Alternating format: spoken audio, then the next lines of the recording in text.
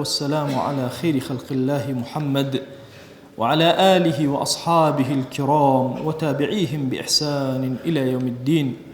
أوصيكم عباد الله ونفسي قبلكم بتقوى الله وكثرة مخافته، فإن التقوى شعار المؤمنين ودثار المتقين، ووصية الله تبارك وتعالى في وفيكم وفي الخلق أجمعين. وشبيسكام يوتانشاك قيامتنا إناتشير عرش رب العالمين أكسينيك دلشا ورواستن مزيكاو، أكسينيك شورونا پنجار مياد لمزيكاو، آرامي جياني شاد لمزيكان واناو. مزيكي بي إما واجبا سرما كوشي ما قركيبا، واجبا سرما نمو جماعتي ما وشا قركبو، واجبا سرما كهنگامي فربني ما بي مزيكا هر یاگەنە مزگی و مادی ڕۆژ کەرمێنە و پەیجارێ وەجبۆ نماشانە کەرمێ تا شاهیدیمان پێ بۆ قیامەتەنە.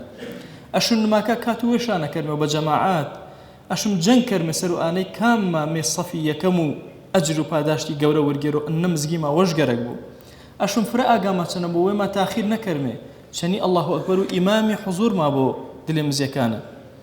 ئەشم دمێوە پێی نمێوە تەری چەمەڕوانی کەرمێ هەتا وەکو یاومێ نماکێ تەری و ئەجر و پاداشت وێما وەرگێرمێ. ئەشم عیمارەت و مزیەکا کەرمێ هەرچکۆنە پەنەما کریا مزگیەوە مادی ئەگەر بە سوژدێوەج بۆ تعمیر و مزیەکەی کەرمێەوە، ئەگەر بە هاوکاریەوە بۆ تعمیرش کەرمێەوە. گەرەکما حەدیثی پێغەمبەریانی صلی الله عليه وسلم خزمەتتانە باس کرد. ئی مزگیەکە ئیسەشمە وێندێژ بە چەند پایەوە مردان. فەرمایشتیوەنە پێغەمبەریان صلی الله عليه وسلم باس و مزیەکا کەر و جەڕوو معنەویەتیۆ فەرماوە ئین للمەساجد ئەوتادا، مزگیەکێ پایە شاچانێنێ پایە بەرزە بەرزێ. فەرماوە هم ئەوتادوها، ئیماندارێک کە دلێ مزیەکەینە نماکەرە ئانێ پایە دلێ مزیەکەینێ.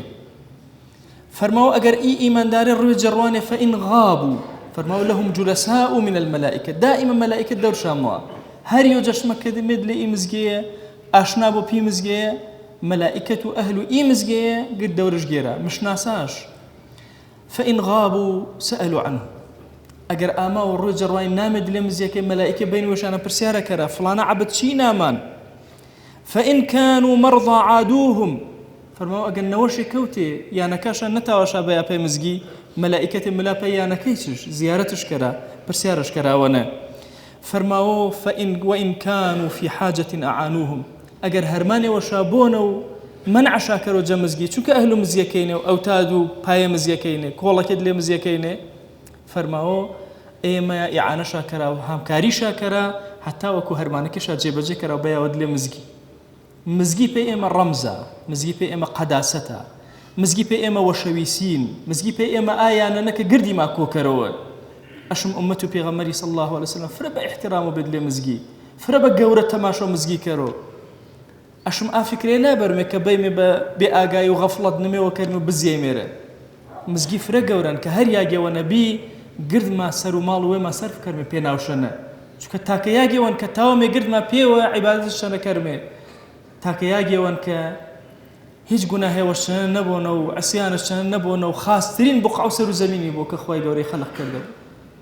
إما أمد ما نتشجع أوتاد وكولا كد لمزيكابي مي قيامتي شنتشير وسيبر وعرش خوينا بما بهو اي بيوندي ماو اي دل صوزي ما بمزجي داوا كلمه جزات وباكو پروردگاري دل ما وابستو مزيكا كرو دروسي ما كرو جيونو ما مرنو ما بيناو مزيكانا خويا داوا وانا كلمه بكرم ول تمام غناها كما وجبه رحمته بزي ملو قردي ما رمجيا اكرم الاكرمين. واوصيكم ايضا بالصلاه والسلام على رسول الله، حيث أمرنا الله تبارك وتعالى في محكم تنزيله قائلا إن الله وملائكته يصلون على النبي يا أيها الذين آمنوا صلوا عليه وسلموا تسليما.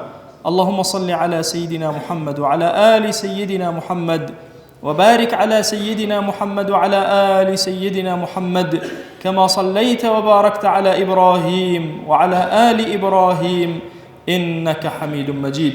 اللهم اغفر للمؤمنين والمؤمنات وللمسلمين والمسلمات ولمن عمر هذا المكان.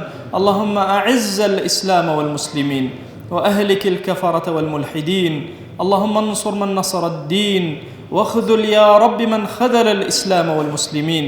اللهم آت نفوسنا تقواها فزكها أنت خير من زكاها، أنت وليها ومولاها.